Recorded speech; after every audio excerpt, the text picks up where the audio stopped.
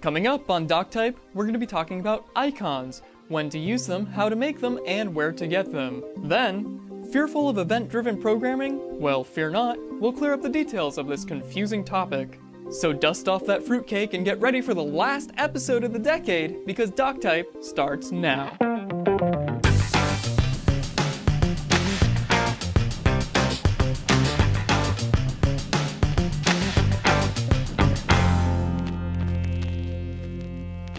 This episode of Doctype is brought to you by Viewpoint and Less Everything.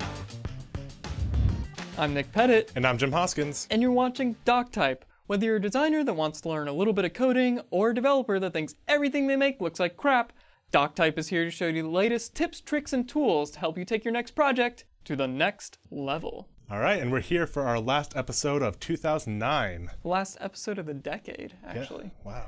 You know, I don't know how I'm going to say it, actually. I don't know if I'm going to say like 2010 or 2010 or... I'm going with 010. I think just the progression works better. You know, actually, I'm wondering how they're going to do the glasses this time at New Year's in Times Square, because they've always had like the 2 zeros, like 2009 and stuff. Like a 1 down in the middle of your nose. But that's just going to look so weird. So like a 2010.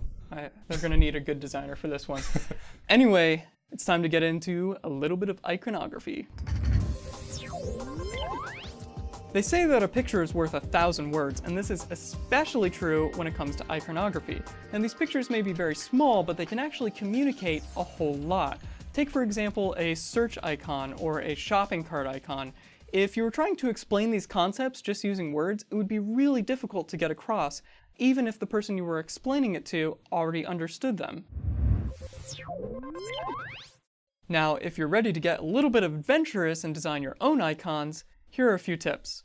Create the contour first. By making the shape of your icon in black and white, you ensure that it's usable on almost any background and can be styled any way you like. Make sure your icons scale well. This is especially important for logos, which could be seen at all different sizes. To do this, use a strong shape so it's recognizable when it's small, and use subtle details and color for when it's larger. Test your icon in different environments and mediums. It should generally work everywhere, but sometimes you'll need to make adjustments. If you don't have the time to create your own icons, there are plenty of free icon sets out there already. 2 of my favorites are the FamFamFam icon set and the Crystal icon set from the KDE project for Linux. Another great way to find tons of free icons is to use Icon Finder at iconfinder.net, which is an icon search engine. This is great if you just need like a single icon like an RSS feed icon or something like that. Now, coming up next is event-driven programming, but first, it's time for a quick word from one of our sponsors. Viewpoint is the simplest and most elegant way for creative professionals to present their work to clients. No more emailing images or manually building presentations. Password-protected project galleries keep all your work organized in one place. Organize your files by project, control and gather client feedback, automatically version control your designs, and present images, videos, or flash animations. So whether you're developing a simple website design, an online banner campaign, or a complex web application, Viewpoint easily manages the design review process and keeps everyone on track with getting designs approved. Viewpoint is a hosted web application created by designers from real-world experience. Get your work approved quickly. Get Viewpoint. Programming in JavaScript relies heavily on events. If you don't already understand how events work, now is the time to learn. When you first start learning programming, the first programs you write are pretty simple. They may take some input, do some operations, and then output and exit. But in a browser, it's not that predictable. You can't really predict where a user will click, when, and why. So what we do is we write pieces of code that react to the user's actions. These are called events, and understanding events is crucial to browser-based programming. When we do evented programming, we associate a code snippet or a function to a particular event on a particular element. The events we can listen for include clicks, mouse overs, focus, blurs, and submits. There are a couple of ways to attach code to an event. We're going to look at 2. The first way is to use attributes in the HTML tag like onClick and onSubmit. We do this by creating an attribute with the onEventName format and use the value as the JavaScript you want to execute. This works in pretty much every browser, but it's considered bad practice as you're mixing your behavior with your content. The second way is to attach event listeners through JavaScript. This allows you to attach multiple event listeners without overwriting the previous ones.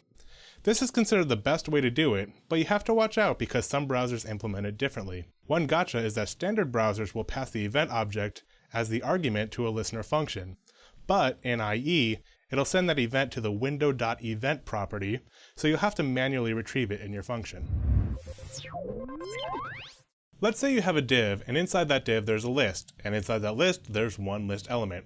If we were to attach click listeners to each of these elements, and we were to click the innermost list element, the listeners would fire in order from the innermost to the outermost element. This is known as bubbling. You can stop an event from bubbling by setting the event's cancel bubble attribute to true in IE and calling the event stop propagation method in standard compliant browsers. You do have to do both. Events in browsers also have default actions, like taking you to a new page when you click a link.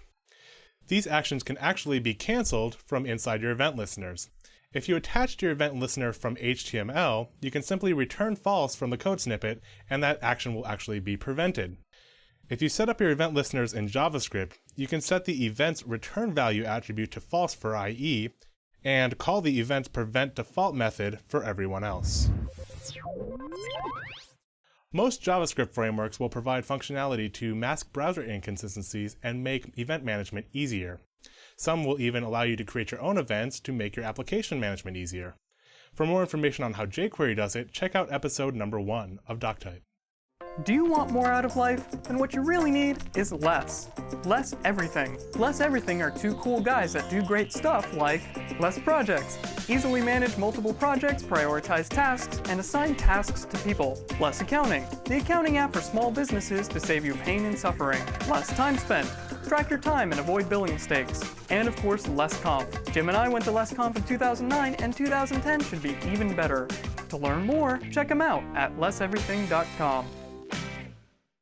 That's it for this week. Be sure to check out our Facebook fan page and follow @DoctypeTV on Twitter. And if you have a question you'd like answered on a future episode of Doctype, send us an email at questions@doctype.tv. And never miss an episode when you subscribe via RSS or iTunes. So until next year, and next Tuesday, remember that every great web page starts with Doctype.